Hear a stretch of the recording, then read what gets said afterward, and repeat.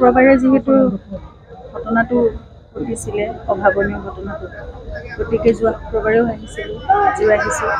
আৰু মোৰ যেতিয়াই কিবা ক'বলগীয়া থাকে, তেওঁৰ লগত মোৰ আলোচনা কৰিবলগীয়া থাকে, মই সদায়, কাৰণ মোকতো সদায় তেওঁৱে আগবঢ়াই নিব লাগিব। গতিকে মোৰ প্ৰাৰ্থনা, মোৰ সকলো কথা, মোৰ মনৰ কথা, মোৰ শক্তিৰ কাৰণে, মোৰ সাহসৰ কাৰণে, প্ৰতিটো কথাৰ কাৰণে মই তেওঁৰ ওচৰলৈকেতো আহিব লাগিব। গতিকে মই আহি থাকিম। তেওঁৰ লগত মোৰ পাতিবলগীয়া বহুত কথা থাকে, গতিকে তেওঁক ইয়াতে আহি কম, শুনিব। মই জানো তেওঁ সেইখিনি সাহস আৰু শক্তি দি মোক আগুৱাই লৈ যাব।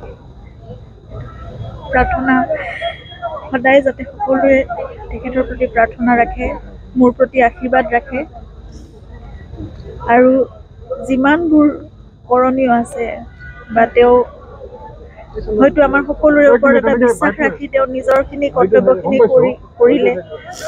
এতিয়া বাকীখিনি আমাৰ ওপৰত তেওঁ এনে এৰা নাই, তেওঁৰ বিশ্বাস আছে অসমীয়া ৰাইজৰ ওপৰত, নতুন প্ৰজন্মৰ ওপৰত বা তেওঁক ভাল পোৱা প্ৰতিজনৰ ওপৰত। তেওঁ জানে যে সেইখিনি দায়িত্ব আমাৰ হাতত অৰ্পণ কৰি থৈ গৈছে।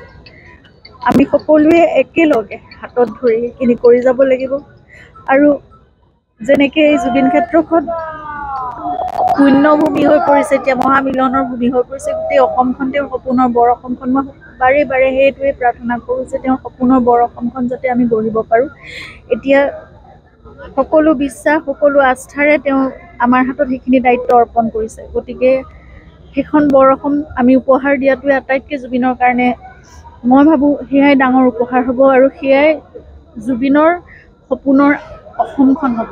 গতিকে